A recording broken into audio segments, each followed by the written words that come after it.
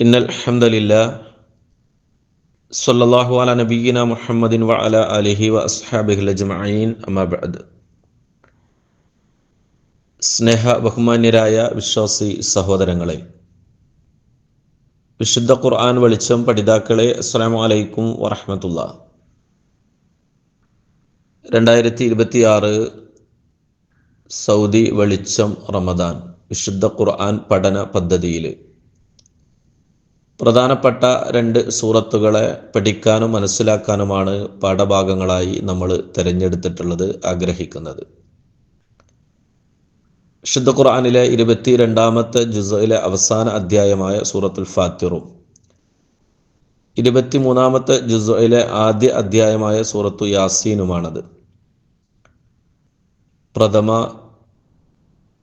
പഠന ക്ലാസ് എന്ന നിലക്ക് 35ാം അധ്യായം സൂറത്തു ഫാത്തിറിൻ്റെ 1 മുതൽ 7 വരെയുള്ള വചനങ്ങളെ സംബന്ധിച്ച് കാര്യങ്ങൾ പറഞ്ഞു തുടങ്ങാനാണ് ഇൻഷാ അല്ലാഹ് ശ്രമിക്കുന്നത്. അള്ളാഹു സ്വീകരിക്കട്ടെ. വിശുദ്ധ ഖുർആനിലെ 35ാം അധ്യായമാണ് സൂറത്തുൽ ഫാത്തിർ.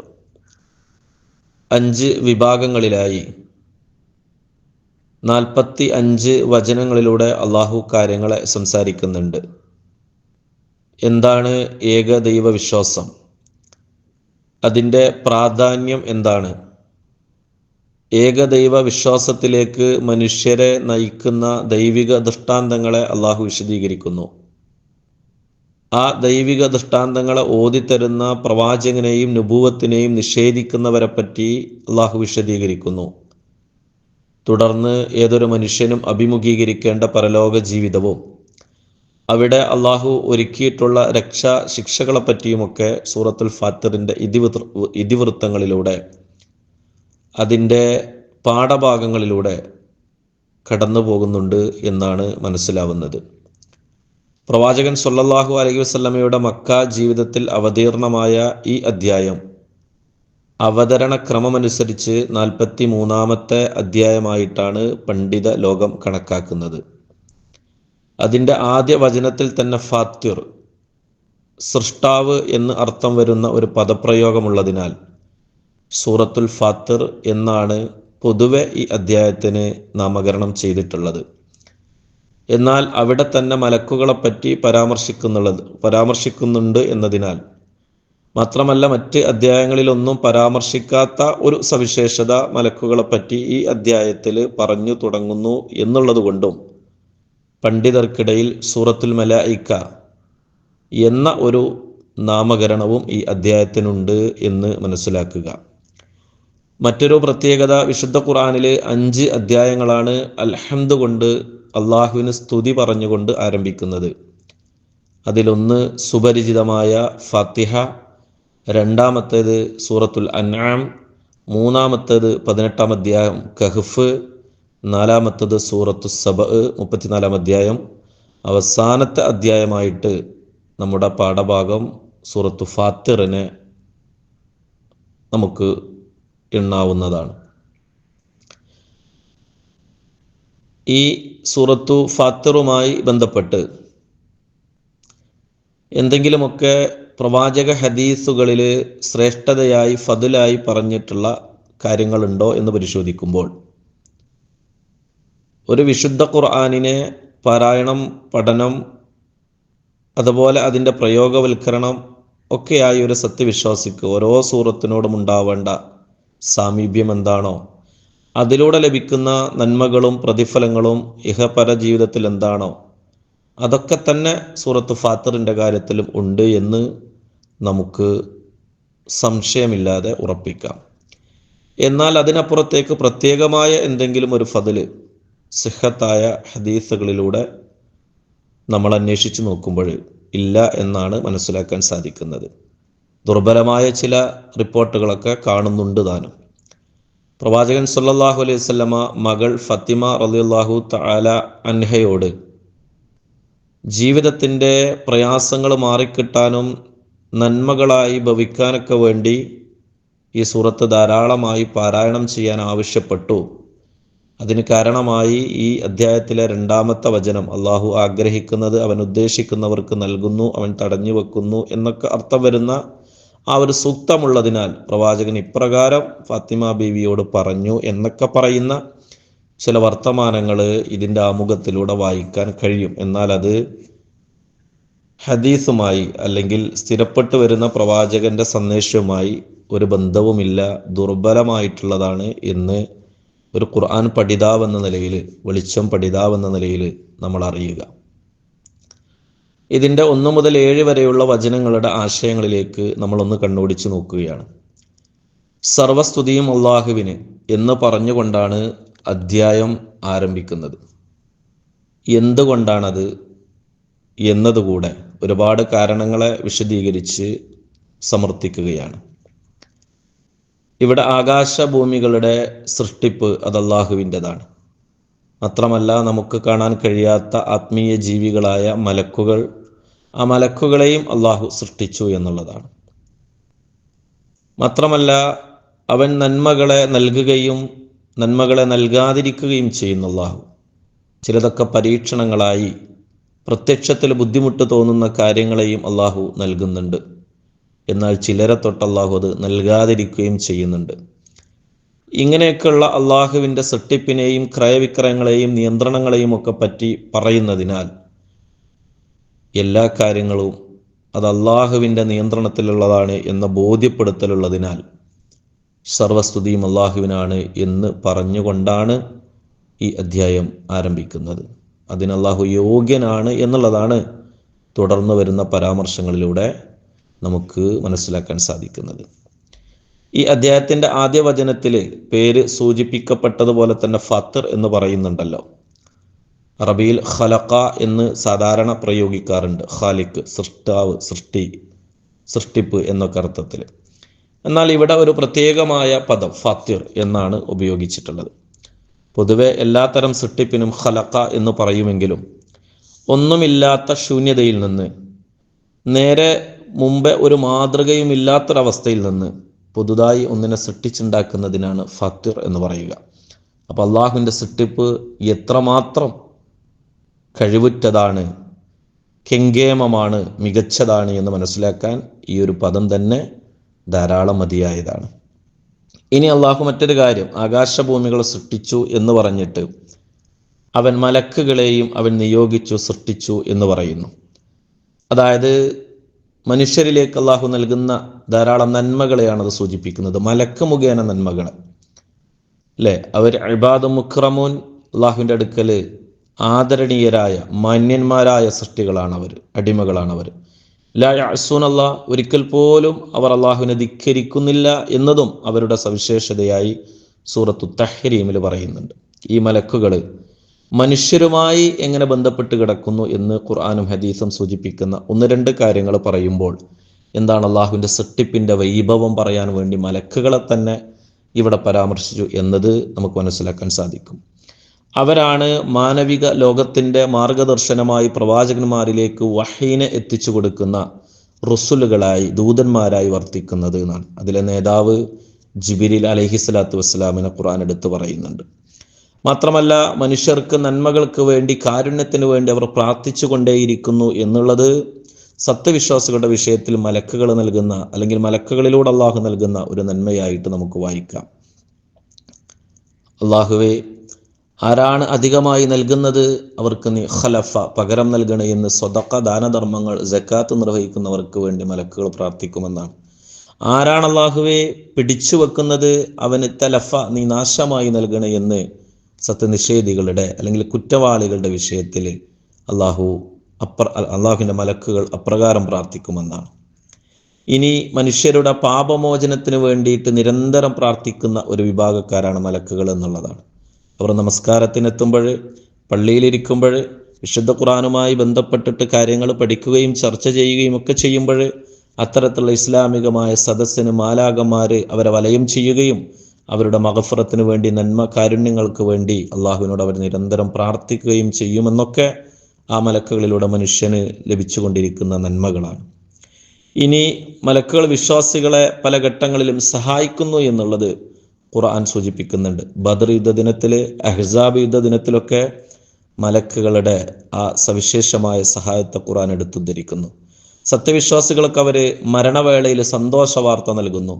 നിങ്ങൾ പേടിക്കേണ്ടതില്ല, അല്ല തഖാഫു വല തഹ്സനു, നിങ്ങൾക്ക് സ്വർഗമാണ് വരാനിരിക്കുന്നത് എന്ന് ആത്മാവിനോട് അവർ സംസാരിക്കുന്നു എന്നുള്ളതാണ്. മാത്രമല്ല, തിന്മയിലേക്ക് ക്ഷണിച്ചുകൊണ്ടിരിക്കുന്ന പൈശാചിക ശക്തികൾ കൂടെ ഉണ്ടാവുമ്പോൾ തന്നെ അവരിൽ നിന്നൊക്കെ മാറി നന്മകളിലേക്ക് മനുഷ്യരെ സഞ്ചരിക്കാൻ ഖരീനുകളായി മലക്കുകൾ ഉണ്ടാകുമെന്നും അവർ നാളെ പരലോകത്ത് സാക്ഷിയായി ഇവരുടെ കൂടെ ഉണ്ടാവുമെന്നൊക്കെ ഉള്ളത് ഖുർആനും ഹദീസും വിശദീകരിക്കുന്ന കാര്യമാണ്. അപ്പം അങ്ങനെ നോക്കുമ്പോൾ ഒരുപാട് കാര്യങ്ങൾ മനുഷ്യരുമായി, വിശിഷ്യ സത്യവിശ്വാസികളുമായി ബന്ധപ്പെട്ട് നന്മകൾ കൊണ്ടെത്തിക്കുന്ന, അല്ലെങ്കിൽ അവർക്ക് നന്മ ഭവിക്കുന്ന കാര്യങ്ങളുമായി മലക്കുകൾ ഇടപെടുന്നു എന്നതാണ് ആ നന്മകൾ, അല്ലെങ്കിൽ ആ നിലക്ക് മലക്കുകൾ ഇവിടെ സൂചിപ്പിക്കുന്നത്. അതൊക്കെ നൽകിയ അള്ളാഹുവിന് സർവസ്തുതി. ഇനി മസ്ന വസുലാസ വറുബ, 2, 3, 4 എന്നൊക്കെ പറഞ്ഞ അവയുടെ ചിറകുകളുടെ എണ്ണമാണ് മനസ്സിലാക്കേണ്ടത്. വ്യത്യസ്തമായ രൂപങ്ങളിൽ ആ നിലക്കുള്ള മലക്കുകൾ ഉണ്ട് എന്നുള്ളതാണ്. 2 ചിറക്, 3 ചിറക്, 4 ചിറക്, ഇനി അതിൽ കൂടുതലുമാവാം. യസീദു, അതിൽ അധികരിച്ചതുണ്ട് എന്നുള്ളതാണല്ലോ. പ്രവാചകൻ സല്ലല്ലാഹു അലൈഹി വസല്ലമയുടെ ഒരു ഹദീസ് ആയിഷ ബീവി റളിയല്ലാഹു തആല അൻഹ വിശദീകരിക്കുന്നു. 2 പ്രാവശ്യം ജിബ്രീലിനെ സാക്ഷാൽ രൂപത്തിൽ നബി തങ്ങൾ കണ്ടിട്ടുണ്ട്. ആ സമയത്ത് 600 ചിറകുകൾ ഉണ്ടായിരുന്നു എന്നുള്ളതാണ്. പണ്ഡിതന്മാർ ഒന്നുകൂടെ പറയുന്നുണ്ട്, 2, 3, 4 ചിറകുകൾ എന്നൊക്കെ പറയുമ്പോൾ അവയുടെ സൃഷ്ടിപ്പിലെ വ്യത്യാസവും അതിനപ്പുറം മലക്കിൻ്റെയൊക്കെ വ്യത്യസ്തമായ ഉത്തരവാദിത്തങ്ങളെയുമാണ് അത് കാണിക്കുന്നത് എന്നാണ്. അവർക്കൊക്കെ പ്രത്യേകമായ ഡ്യൂട്ടിയാണുള്ളത് എന്ന് ആ പ്രയോഗത്തിൽ നിന്ന് മനസ്സിലാക്കാം. ഇതിനൊക്കെ അള്ളാഹു കഴിവുള്ളവനാണ് എന്നാണ് വചനം അവസാനിപ്പിച്ചപ്പോൾ അള്ളാഹു പറഞ്ഞു വെച്ചത്. 2ാമത്തെ വചനത്തിലേക്ക് വരുമ്പോൾ അള്ളാഹു സംസാരിക്കുന്നത് 2 കാര്യങ്ങൾ നമ്മൾ അറിയേണ്ടതുണ്ട്. ഒന്ന്, തൊട്ട് മുമ്പ് പറഞ്ഞ മലക്കുകളുമായി ബന്ധപ്പെടുത്തിയിട്ടാണത്. അതായത് മലക്കുകൾ നൽകുന്ന വഹി അത് നിലക്കണമെന്നും എങ്ങനെയെങ്കിലും അത് മുഹമ്മദിന് കിട്ടാതിരിക്കണമെന്നൊക്കെ ആഗ്രഹം പ്രകടിപ്പിച്ചവരായിരുന്നു മക്കക്കാർ. മാത്രമല്ല, ഞങ്ങൾ വിചാരിക്കുന്ന ഒരാളെ നബിയായി, അല്ലെങ്കിൽ അപ്രകാരം വഹി അയാളിലേക്ക് എത്തണമെന്നുള്ള ഒരു ധാരണയൊക്കെ, ചിന്തയൊക്കെ, സംസാരമൊക്കെ മക്കക്കാരുടെ അടുത്തുണ്ടായിരുന്നു. അപ്പം അവരൊക്കെ കാര്യത്തിൽ അള്ളാഹുവിൻ്റെ മറുപടിയാണ്, ഇല്ല, അള്ളാഹു തടഞ്ഞു വെച്ചത് തരാൻ ആർക്കും കഴിയൂല കേട്ടോ. അള്ളാഹ് കൊടുത്തത് തടയാനും ആർക്കും സാധ്യമല്ല. അള്ളാഹു വഹി നൽകിക്കൊണ്ടിരിക്കുന്നത് തടയാൻ നിങ്ങൾക്കാവില്ല. അള്ളാഹു തിരഞ്ഞെടുത്തിട്ടുള്ളത് മുഹമ്മദ് എന്ന പ്രവാചകനെയാണ്, അതും മാറ്റി തിരുത്താൻ നിങ്ങൾക്കാവില്ല എന്ന നേരിട്ടുള്ളൊരു പരാമർശം അതിൽ ഉണ്ട് എന്നുള്ളതാണ്. 2ാമത്തെ ഒരു സംഗതി, ഏതൊരു നന്മയും അള്ളാഹുവിൽ നിന്നാണുള്ളത്. അവൻ ഉദ്ദേശിക്കുന്ന ആളുകൾക്ക് അത് നൽകുന്നു. ചിലരെ തൊട്ടത് നൽകാതിരിക്കുന്നു. ചിലർ തൊട്ട് അള്ളാഹു സുബ്ഹാനഹു വതആല ആ നിലക്ക് തിന്മകളൊക്കെ, അല്ലെങ്കിൽ പരീക്ഷണങ്ങളൊക്കെ അങ്ങനെ ആ നിലക്ക് നൽകുന്നുണ്ട്. ചിലത് നൽകാതെയും നിൽക്കുന്നുണ്ട്. ഇതൊക്കെ റബ്ബിൻ്റെ നിയന്ത്രണമാണ്, തീരുമാനമാണ്. ഇതിലൊക്കെ ഖൈറുണ്ട് എന്ന് വിശ്വസിക്കേണ്ടവനാണ് ഓരോ മനുഷ്യനും, ഓരോ വിശ്വാസിയും. അജബൽ അംറിൽ മുഅ്മിൻ, വിശ്വാസിയുടെ കാര്യം അത്ഭുതകരമാണെന്ന് പറഞ്ഞ റസൂലുള്ളാഹിന്റെ ഹദീസ് ഓർക്കുക. നന്മ വന്നാൽ ശക്കറ, തിന്മ വന്നാൽ സ്വബറ, അവൻ ക്ഷമിക്കുമെന്ന് പറഞ്ഞത്. വിശുദ്ധ ഖുർആൻ സൂറത്ത് ബഖറ പറയുന്നുണ്ട്, അസാ അൻ തക്റഹു ശൈഅ വഹുവ ഖൈറുൽ ലക്കും വഅസാ അൻ തുഹിബ്ബു ശൈഅ വഹുവ ശർറുൽ ലക്കും. നിങ്ങൾക്കൊരു പക്ഷേ ഒരു കാര്യത്തോട് വെറുപ്പുണ്ടായേക്കാം, അത് നിങ്ങളിലേക്ക് വന്നു ചേർന്നിട്ടുമുണ്ടെങ്കിൽ, അല്ലേ, വെറുപ്പുണ്ടെങ്കിൽ വന്നേക്കാം. നിങ്ങൾ വിചാരിക്കേണ്ടത് അത് ഖൈറായോണ്ട് വന്നത് എന്നാണ്. നമ്മൾ കാണാത്തൊരു ഖൈറ് പ്രത്യക്ഷത്തിൽ വെറുപ്പാണെങ്കിലും അനിഷ്ടകരമാണെങ്കിലും അതിൻ്റെ അപ്പുറത്തേക്ക് ആഴത്തിലുള്ള വ്യാപ്തി നിറഞ്ഞ ഖൈറുണ്ടായേക്കാം. ചിലതൊക്കെ ഒരു പക്ഷേ നിങ്ങൾക്ക് തുഹിബ്ബു ശൈഅ, നിങ്ങളേറെ ആഗ്രഹിക്കുന്നതാണ് കിട്ടാൻ, സ്നേഹമുണ്ട്, ഇഷ്ടമുണ്ട്, ആഗ്രഹിച്ചുകൊണ്ടിരിക്കുകയാണ്. പക്ഷെ അത് വന്നിട്ടേ ഇല്ല, കിട്ടിയിട്ടേ ഇല്ല. നിങ്ങൾ പ്രയാസപ്പെടേണ്ട, വഹുവ ശർറുൽ ലക്കും. നിങ്ങൾക്കത് നന്മയാണെന്ന് തോന്നിയിട്ടാവാം നിങ്ങൾ ആഗ്രഹിച്ചത്, പക്ഷെ അതിൻ്റെ പിന്നിൽ നിങ്ങളെ കാത്തിരിക്കുന്നത് തിന്മ ആയതുകൊണ്ടാണ് റബ്ബ് അത് നൽകാത്തത്. അപ്പം ഇങ്ങനെയൊക്കെ ഈ നന്മ തിന്മകളുടെയൊക്കെ കൈകാര്യ കർത്തൃത്വം അള്ളാഹുവിന് മാത്രമാണ്. അത് നിങ്ങൾ മനസ്സിലാക്കുക. മറ്റൊന്നുള്ളത്, മലക്കുകളിലേക്ക് ചിന്ത കൊണ്ടുവരുമ്പോൾ മലക്കുകൾ കേവലം അള്ളാഹുവിൻ്റെ സൃഷ്ടികൾ മാത്രമാണ്. നിങ്ങളറിയാം, അള്ളാഹാണ് അവ 2, 3, 4 ചിറകൊക്കെ കൊടുത്ത് വ്യത്യസ്തമായ രൂപത്തിലും ഉത്തരവാദിത്തത്തിലൊക്കെ അവയെ സൃഷ്ടിച്ചിട്ടുള്ളത്. അതുകൊണ്ട് അവയിൽ നിന്ന് നിങ്ങൾ നന്മ തിന്മകൾ പ്രതീക്ഷിക്കേണ്ടതില്ല, ചോദിക്കേണ്ടതില്ല. അള്ളാഹുവിനോട് മാത്രമാണ് നിങ്ങൾ ചോദിക്കേണ്ടത്. അല്ലാഹുമ്മ ലാ മാനിഅ ലിമാ അഅ്തൈത വലാ മുഅ്തിയ ലിമാ മനഅത എന്ന പ്രാർത്ഥന വളരെ ശ്രദ്ധേയമാണ്. നിങ്ങൾക്ക് ഓരോരുത്തർക്കും എന്ത് വേണം, എത്ര വേണം, എപ്പോൾ വേണം, അതെങ്ങനെ നൽകണം എന്നൊക്കെ റബ്ബിന് കൃത്യമായിട്ട് അറിയാം എന്ന ബോധത്തെയാണ് വഹുവൽ അസീസുൽ ഹക്കീം എന്ന ആ വചനഭാഗം അവസാനിപ്പിച്ചതിലൂടെ അള്ളാഹു പറഞ്ഞു തരുന്നത് എന്നുള്ളതാണ്. ഇന്നല്ലാഹു അലാ കുല്ലി ഷൈഇൻ ഖദീർ അല്ലേ? അതുകൊണ്ട് സർവ്വ ഹംദും എല്ലാത്തിനും അല്ലാഹ് കഴിയും. അതുകൊണ്ട് അല്ലാഹ് നിങ്ങൾക്ക് പോരെ അല്ലേ? വേറെ അള്ളാഹുവിനെ കൂടാതെ നിങ്ങൾക്ക് ഇനി വേറെ ആരെയാണ് നിങ്ങളുടെ ഒരു കാര്യം പറഞ്ഞ് ആശ്രയിക്കാനും നേടിയെടുക്കാനൊക്കെ ഉള്ളത്? ആരുമില്ല. അള്ളാഹു അല്ലാതെ നിങ്ങൾക്ക് തരാൻ പറ്റുന്ന ഒരാൾ, അള്ളാഹുവിനെ കൊണ്ട് കഴിഞ്ഞില്ലെങ്കിലല്ലേ മറ്റൊരാളിലേക്ക് പോകേണ്ടതുള്ളൂ. ആരാണ് അങ്ങനെയുള്ളത്? റബ്ബിനേതാ കഴിയാത്തത്? ഇതൊക്കെ പാടെ ഓർമ്മപ്പെടുത്തുന്നതാണ് ആദ്യത്തെയും രണ്ടാമത്തെയും വചനം വളരെ ശ്രദ്ധേയമായ രീതിയിൽ അള്ളാഹു അവസാനിപ്പിച്ചിട്ടുള്ളത് എന്നുള്ളതാണ്. അപ്പോൾ ഈ ഒരു നന്മകളൊക്കെ കണ്ടാൽ സർവസ്തുതിയും അള്ളാഹുവിനാണെന്ന് നിസ്സംശയം പറയാം. അതുകൊണ്ട് സൂറത്ത് ആരംഭിച്ചു, അൽഹംദുലില്ലാഹ്. ഇനി പ്രിയമുള്ളവരെ, വചനം 3 വന്നാൽ അതിൻ്റെ തന്നെ ബാക്കി എന്നോണം അള്ളാഹു മനുഷ്യരുടെ ഹൃദയങ്ങളെ ആ നിലക്കൊന്ന് ഒരു ചോദ്യത്തിലൂടെ ഓർമ്മപ്പെടുത്തുകയാണ്, ഉണർത്തുകയാണ്. മനുഷ്യരെ, നിങ്ങൾക്ക് ലഭിക്കുന്ന അനുഗ്രഹങ്ങൾ ഒന്ന് ഓർത്തു നോക്കൂ. അത് കണക്കാക്കാവുന്നതല്ല. മാത്രമല്ല, അള്ളാഹുവിനെ കൂടാതെ നിങ്ങൾക്ക് ആരാണത് തരുന്നത്? വേറെ ആരാ നിങ്ങൾക്കത് തന്നിട്ടുള്ളത്? അല്ലേ? ആകാശഭൂമികളിൽ നിന്ന് നിങ്ങൾക്ക് ഉപജീവനം നൽകുന്നവൻ വേറെ ആരുണ്ട്? ഏതെങ്കിലും ഒന്ന്, നിങ്ങൾ അനുഭവിക്കുന്ന അനുഗ്രഹങ്ങൾക്ക് എണ്ണമില്ല, കണക്കറ്റതാണ്. അതിലേതെങ്കിലും ഒന്നിൻ്റെ ക്രെഡിറ്റ്, ഉത്തരവാദിത്വം അല്ലെങ്കിൽ നൽകിയവൻ എന്നുള്ള സവിശേഷത കൊടുക്കാൻ അള്ളാഹുവിനെ കൂടാതെ ആർക്കാ കഴിയുക? ഒരു അനുഗ്രഹത്തെ, നിസ്സാരമായ ഒന്നിനെ നിങ്ങൾ എണ്ണി എടുത്തോളൂ, കഴിയില്ല എന്ന് അള്ളാഹുവിൻ്റെ ഖുർആൻ. അങ്ങനെയെങ്കിൽ നിങ്ങൾ മനസ്സിലാക്കേണ്ട ഒരു സത്യമുണ്ട്, അള്ളാഹുവിനെ മാത്രമാണ് നിങ്ങൾ ആരാധിക്കേണ്ടത്. ആകാശഭൂമികളിലെ ഒന്നും തന്നെ നിങ്ങൾക്ക് അള്ളാഹുവിനെ കൂടാതെ മറ്റൊരാളും കൊണ്ട് തന്നില്ല എങ്കിൽ, അത് റബ്ബ് നൽകിയതാണെങ്കിൽ ലാ ഇലാഹ ഇല്ലാ ഹുവ, നിങ്ങൾ അറിയേണ്ടത് അവൻ മാത്രമാണ്. ആരാണോ നൽകിയത് അവനാണ്, അല്ല അവൻ മാത്രമാണ് ആരാധനക്ക് അർഹനെന്ന് നിങ്ങൾ അറിയുക. പിന്നെയും എന്താണ് നിങ്ങൾക്ക് പറ്റിപ്പോയത്? തുഫക്കുൻ, എന്താ നിങ്ങൾ വഴിതെറ്റിപ്പോയത്? ഇത്രയൊക്കെ കൃത്യമായിട്ട് കാര്യങ്ങളെ ബോധ്യമുണ്ട്, പറഞ്ഞു തന്നിട്ടു നിങ്ങൾ അനുഭവിക്കുന്നു. ആ അനുഭവങ്ങൾ ആരിൽ നിന്നാണ്, അല്ലെങ്കിൽ ആ അനുഗ്രഹങ്ങൾ ആരിൽ നിന്നാണോ അവൻ ആരാധിക്കുക എന്നുള്ളത് ഏറ്റവും ലളിതമായി മനസ്സിലാക്കാൻ കഴിയുന്ന കാര്യമാണ്. ആ ലളിതമായ കാര്യത്തിൽ നിന്ന് എങ്ങനെയാണ് നിങ്ങൾ ഇത്രത്തോളം ദൂരേക്ക് വഴിതെറ്റിപ്പോയത്? ഫഅന്ന തുഫക്കുൻ, അല്ലാത്ത ചോദ്യമാണ്, ഉത്തരം കണ്ടെത്തേണ്ടതാണ്. അടുത്ത വചനം, 4-ാമത്തെ വചനത്തിലേക്ക് പോകുമ്പോഴേ 2 കാര്യങ്ങൾ മനസ്സിലാക്കേണ്ടതുണ്ട്. ഒന്ന്, നബിയെ അവർ അങ്ങനെ തള്ളുകയാണെങ്കിൽ, നിഷേധിക്കുകയാണെങ്കിൽ, ഇത്രയൊക്കെ കാര്യങ്ങൾ പറഞ്ഞു കൊടുത്തിട്ടും ആ ഏകദൈവ സിദ്ധാന്തത്തെ, ഏകനായ ആ ആരാധനകൾ അർപ്പിക്കുക എന്ന തൗഹീദിനെ അവർ നിഷേധിക്കുകയാണെങ്കിൽ ഒരു കാര്യം അറിയട്ടെ, അവർ മടങ്ങി വരുന്നത് അള്ളാഹുവിലേക്കാണ്. തീർച്ചയായും അവർക്ക് അവിടെ കാര്യങ്ങൾ എളുപ്പമാവില്ല എന്ന് അവരറിഞ്ഞുകൊള്ളട്ടെ. അതാണ് ഇലല്ലാഹി തുർജഉൽ ഉമൂർ, എല്ലാ കാര്യങ്ങളുടെയും പര്യവസാനം അവിടെ ഉള്ളത്. അപ്പം അതുകൊണ്ട് അന്ന് എളുപ്പമാവില്ല, ഇത്തരം രൂപത്തിലാണ് നിങ്ങൾ പോകുന്നത് എങ്കിൽ എന്നതാണ് 4-ാമത്തെ വചനത്തിൻ്റെ ഒരു ധ്വനി.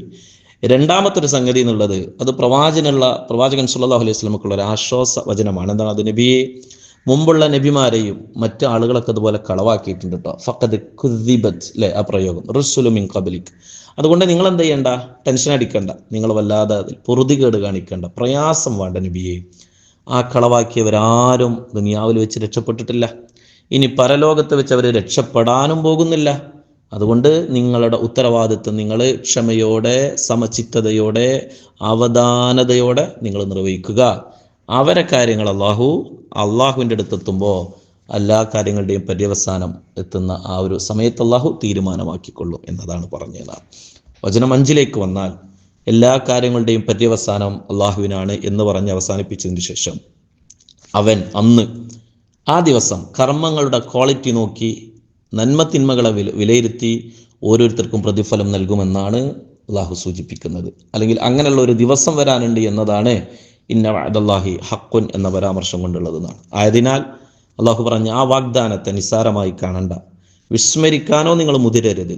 ഇവിടെ വാഗ്ദാനം എന്ന് പറഞ്ഞത് മരണവും മരണാനന്തര ജീവിതവും അതിനെ തുടർന്ന് വരുന്ന വിചാരണയും ശിക്ഷകളും ഒക്കെയാണ് എന്നുള്ളത് പണ്ഡിതർക്കിടയിൽ ഏകോപന അഭിപ്രായം, ശക്തമായ അഭിപ്രായമുള്ളതാണ്. വിശുദ്ധ ഖുർആൻ 31-ാം അധ്യായം സൂറത്തുൽ ലുഖ്മാനിന്റെ 33-ാമത്തെ വചനത്തിൽ അള്ളാഹു ഇക്കാര്യം ഒന്നുകൂടെ കൃത്യമായിട്ട് പറയുന്നുണ്ട്. യാ അയ്യുഹന്നാസ് ഇത്തഖൂ റബ്ബക്കും, നിങ്ങൾ അള്ളാഹിനെ സൂക്ഷിക്കണം കേട്ടോ. എന്തിന് സൂക്ഷിക്കണം? വഖ്ശൗ യൗമല്ല യജ്സി, നിങ്ങൾക്കൊരു ദിവസം വരാനുണ്ട്. ആ ദിവസത്ത് നിങ്ങളുടെ വാലിദുൻ, മാതാപിതാക്കൾ, അൻവലദിഹി, മക്കളെ തൊട്ട്, വല മൗലൂദുൻ, അല്ലെങ്കിൽ മക്കള് മാതാപിതാക്കളെ തൊട്ട്, ആർക്കും ഒന്നും ചെയ്യാത്തൊരു കാര്യം ലോകം. അപ്പം ജീവിതത്തിൻ്റെ, അല്ലെ, ഇവര് തമ്മിൽ ഒന്നും പരസ്പരം ചെയ്യാൻ കഴിയില്ലെങ്കിൽ പിന്നെ വേറെ മനുഷ്യന്മാരുടെ ബന്ധങ്ങൾ ഇനി പറയേണ്ട കാര്യമില്ലല്ലോ. അതുകൊണ്ട് നിങ്ങൾ ആ സന്ദർഭത്തെ, അഹഖിനെ, വഅദിനെ നിങ്ങൾ സൂക്ഷിക്കുക എന്നതാണ്. അപ്പോൾ ഈ നിലക്കാണ് എന്ത് ചെയ്യുന്നത്, അല്ലാഹു സുബ്ഹാനഹു വ തആല ആ കാര്യത്തെ സൂചിപ്പിക്കുന്നത് എന്നുള്ളതാണ്. മാത്രമല്ല അതിനുശേഷം അല്ലാഹു പറയുന്നു, അള്ളാഹുവിൻ്റെ ഈ യാഥാർത്ഥ്യം, ഈ വാഗ്ദാനം ഉണ്ടല്ലോ, ഇതിനെ തൊട്ട് മനുഷ്യരെ തെറ്റിച്ച് കളയുന്ന വഴികൾ, കാരണങ്ങൾ രണ്ടാണ്. മനുഷ്യന്മാർ പിഴച്ചു പോകാൻ തക്കതായ യാഥാർത്ഥ്യമായ വാഗ്ദാനത്തെ ആയിരക്കണക്കിന് തെളിവ് സഹിതം വിശദീകരിച്ചിട്ടും അതൊക്കെ ഓതിത്തരാൻ പ്രവാചകന്മാർ വന്നിട്ടും നിലനിൽക്കുന്ന വേദഗ്രന്ഥങ്ങൾ നൽകിയിട്ടൊക്കെ മനുഷ്യന്മാർ പിഴച്ചു പോകുന്നുണ്ടെങ്കിൽ രണ്ട് കാരണങ്ങളാണ്. ഒന്ന് ഐഹിക ജീവിതമാണ്, അതാണ് ഹയാത്ത് ദുനിയ എന്ന് പറഞ്ഞത്. ഇത് ഒരു നശ്വരമായ ഒരു സന്തോഷത്തിനും സുഖത്തിനൊക്കെ വേണ്ടി അനശ്വരമായ ജീവിതത്തെ വിട്ടുകളയുന്നൊരു പ്രവണത. ഇവിടുത്തെ താൽക്കാലിക സന്തോഷമാണ്, ഇവിടുത്തെ സീനത്താണ്, അലങ്കാരമാണ് ഈ നിലക്ക് മനുഷ്യന്മാർ കാണുന്നത് എന്നുള്ളതാണ്. പ്രവാചകൻ അത് പറയുന്നുണ്ട്. ദുനിയാവെന്നുള്ളത് ആഖിറത്തിനെ അപേക്ഷിച്ച് ഒരു വലിയ സമുദ്രത്തിൽ നിന്ന് വിരലിൽ ഒപ്പിയെടുത്തിട്ടുള്ള ഒരു തുള്ളി ജലാംശം അല്ലെ, എത്ര അളവുണ്ട്, അത് തമ്മിലുള്ള വ്യത്യാസം പോലെയാണ് ആഖിറത്തും ദുനിയാവും എന്നുള്ളതാണെന്നാണ്. വിശുദ്ധ ഖുർആൻ അത് വിശദീകരിക്കുന്നു. ഒരു മഴ പോലെയാണ്. മഴ വന്ന് മണ്ണിൽ കൃഷിയൊക്കെ ഉണ്ടായി ശേഷം അതൊക്കെ ആ നിലക്ക് വാടി ഉണങ്ങി മഞ്ഞച്ച് ദ്രവിച്ചു പോകുന്നത് പോലെ എത്ര നൈമിഷികമാണത്, കൂടുതൽ സമയമൊന്നും വേണ്ടല്ലോ. അതുപോലെയാണ് ഇഹലോക ജീവിതം. അതുകൊണ്ട് ഇതിൻ്റെ പളവളപ്പില്, സൗന്ദര്യത്തില്, ഇതിൻ്റെ സൗരഭ്യത്തില്, ഇതിൻ്റെ സന്തോഷത്തില്, അലങ്കാരത്തില് മതിമറന്നു പോകണ്ട. പലർക്കും ആ ഒരു രീതിയാണ്, അല്ലെങ്കിൽ ആ ഒരു അവർ തിരഞ്ഞെടുത്ത വഴിയാണ്, കാരണമാണ് വഴി തെറ്റാനുള്ളത് എന്നാണ്. അതൊന്ന്. രണ്ടാമത്തത്, നേരത്തെ അള്ളാഹുവിൻ്റെ കാരുണ്യത്തിൽ നിന്ന് നിരാശനായ ഒരാളാണ് ഇബ്ലീസ്. അവൻ പരലോകത്ത് നരകശിക്ഷ ഉറപ്പാക്കിയ ആളാണ്. അതുകൊണ്ട് അവൻ്റെ കൂടെ ആ ശിക്ഷ അനുഭവിക്കാൻ ആളെ കൂട്ടാനുള്ള പണിയെടുക്കുന്ന, ആളുകളെ ക്ഷണിക്കുന്ന, വസ്വാസിലാക്കുന്ന ഒരാളാണ് പിശാജ്. ഈ പിശാജാണ് ആളുകളെ വഴിതെറ്റിക്കാനുള്ള രണ്ടാമത്തെ കാരണക്കാരൻ അല്ലേ. അങ്ങനെ ക്ഷണിക്കാനുള്ള കഴിവ് അല്ലാഹു കൊടുത്തിട്ടുണ്ട്. യുവസ്ഫിസു ഫീ സുദൂരിന്നാസ്, കഴിവേ കൊടുത്തിട്ടുള്ളൂ ക്ഷണിക്കാനുള്ളത്. ക്ഷണം സ്വീകരിക്കരുത് എന്നാണ് പറയുന്നത്. അപ്പോൾ ആ നിലക്ക് നിങ്ങൾ എന്ത് ചെയ്യണം, ആ പിശാചിനെ നിങ്ങൾ അറിയണം. അതിൽ നിന്ന്, അവൻ്റെ ആ ഒരു വഞ്ചനയിൽ നിന്ന് നിങ്ങൾ മാറി നിൽക്കണം. അത് നിങ്ങളുടെ എല്ലാ കാര്യങ്ങളുടെയും ആഖിബത്ത് റബ്ബിലേക്ക് എത്തുന്നെന്ന്, നിങ്ങളുടെ നാശത്തിലേക്ക് അത് കാരണമാകും. അതുകൊണ്ട് സൂക്ഷിക്കുക എന്നുള്ളതാണ്. അപ്പോൾ ഈ രണ്ട് കാരണങ്ങളാണ് മനുഷ്യരെ തെറ്റിക്കുന്നത്. രണ്ടും സൂക്ഷിക്കുക. ലാ യഗുറന്നക തഖല്ലുബുൽ ലദീന കഫറു ഫിൽ ബിലാദ്, സൂറത്ത് ആൽ ഇംറാൻ. മനുഷ്യന്മാർ ദുനിയാവിലെ ജീവിതം കണ്ടിട്ട് നബി താങ്കൾ അതിൽ വഞ്ചിതനായി പോകരുത്, ഇവിടെ അല്ല കേട്ടോ ജീവിതം.